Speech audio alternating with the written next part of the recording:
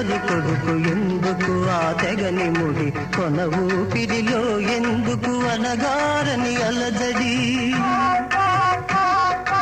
ఎవరు తల్లి ఎవరు కొడుకు ఎందుకు ఆ తెగని ముడి కొన ఊపిరిలో ఎందుకు అనగారని అలజడి కరిగే కొవ్వొత్తిపై కనికరం ఎవ్వరికి